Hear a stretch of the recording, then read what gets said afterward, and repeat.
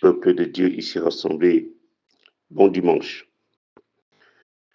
N'étant pas en présentiel en paroisse, dû au fait que je suis allé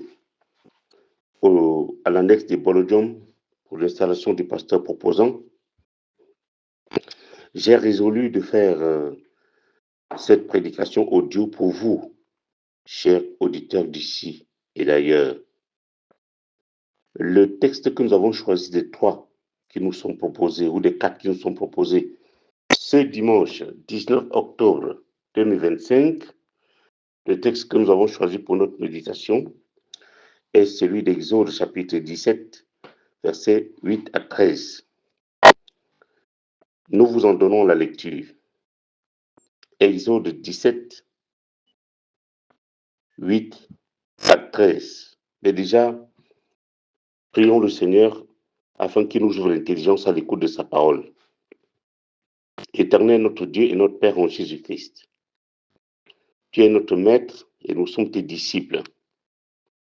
Nous voici à ton école, Seigneur, prêts à recevoir tes enseignements comme parole du salut, comme lumière sur nos sombres chemins jonchés d'obstacles ailleurs, comme cette parole qui nous apporte la paix et l'espérance dans la vie sous le soleil. Nous sommes à ton écoute, Maître, parle-nous. Nous sommes à ton école, Seigneur, instruis-nous, éduque-nous à mener une vie qui t'honore sous le soleil. Viens, Seigneur, parle, car tes serviteurs et tes servantes t'écoutent. Par Jésus-Christ, nous t'avons prié. Amen. Exode chapitre 17, versets 8 à 13. Là, nous lisons dans la version du second. Alors, Amalek vint combattre Israël à Raphidim. Moïse dit à Josué, choisis-nous des hommes, sors et combat Amalek. Demain, je me tiendrai sur le sommet de la colline, le bâton de Dieu dans la main. Josué fit ce que lui avait dit Moïse pour combattre Amalek. Et Moïse, Aaron et Oud montèrent au sommet de la colline. Lorsque Moïse élevait la main, Israël était le plus fort. Et lorsqu'il laissait tomber sa main, Amalek était le plus fort. Les mains de Moïse étant fatiguées, il prit une pierre qu'il plaçait sous lui et il s'assit dessus. Aaron et Our soutenaient ses mains, l'un d'un côté, l'autre de l'autre, et ses mains restèrent fermes jusqu'au coucher du soleil. Et Josué vainquit Amalek et son peuple au tranchant de l'épée. Amen. Bien-aimés peuple de Dieu, ce passage nous transporte dans un moment décisif du voyage d'Israël vers la terre promise, Canaan. Après avoir expérimenté la provision divine, le peuple était nourri dans le désert par la manne, le peuple a été abreuvé par les eaux du rocher. Le peuple fait face, après avoir expérimenté la provision divine, le peuple fait face à son premier combat physique contre un ennemi, pas n'importe lequel, Amalek. C'est une guerre, mais aussi une image spirituelle de nos combats quotidiens.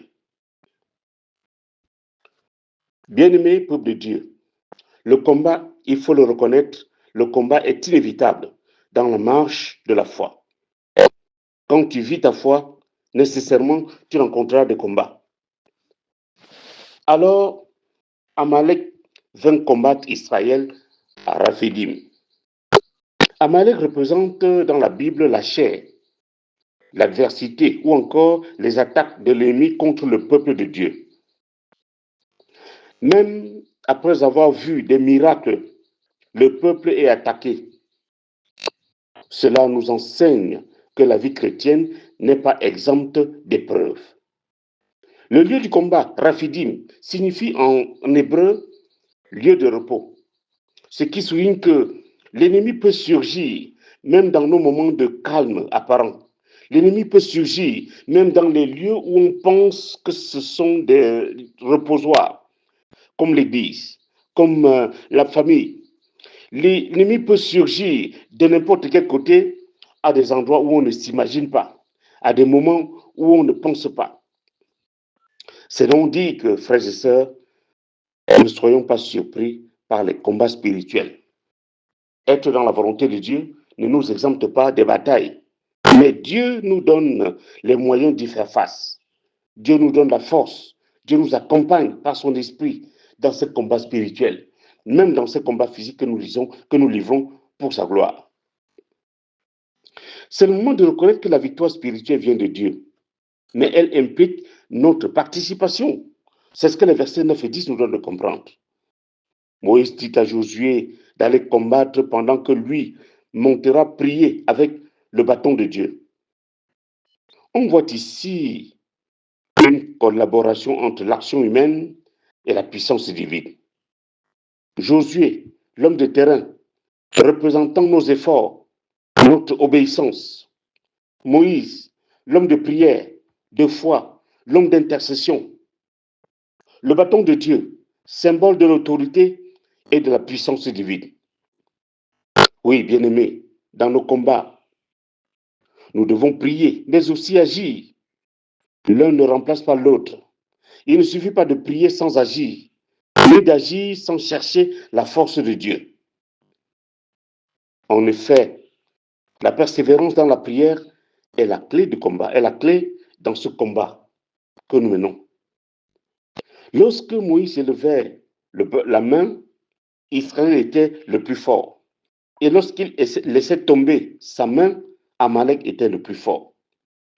L'élévation des mains représente l'intercession, la dépendance totale envers Dieu. Mais même Moïse, ce grand homme de Dieu, se fatigue. C'est dire que la persévérance est difficile. C'est dire que nous aussi, à un moment donné, dans la persévérance à la suite du Seigneur, nous pouvons être fatigués. Mais cette persévérance est essentielle. C'est le moment de dire que nos victoires spirituelles dépendent de notre persévérance dans la prière. Quand nos mains se baissent, c'est-à-dire les moments de lâcheté, de lassitude, les moments de doute, alors l'ennemi gagne du terrain. La victoire est nécessaire. Elle nous vient de Dieu. Sauf que cette victoire nécessite le soutien des autres. C'est un combat que nous ne devons pas livrer seuls. Et le texte dit, Aaron et Oud soutenaient ses mains, soutenaient les mains de Moïse. C'est-à-dire que Moïse n'était pas seul. Il avait besoin, oui, il avait besoin, n'est-ce pas, de l'unité, de la solidarité, de la fraternité, d'Oud et d'Aaron. L'unité, la solidarité, la fraternité sont essentielles dans les moments de lutte. Dans l'Église, personne ne peut gagner seul. Nous avons besoin les uns des autres. Soutiens ton frère, soutiens ta soeur dans la prière. Peut-être que ta place aujourd'hui est d'être Aaron ou Oud pour quelqu'un. Pense-y. Quelqu'un aurait sollicité ton soutien dans la prière. Quelqu'un aurait sollicité ton appui. N'hésite pas à le soutenir, mon frère, ma soeur. Oui, la victoire est donnée par Dieu, mais elle est vécue ensemble.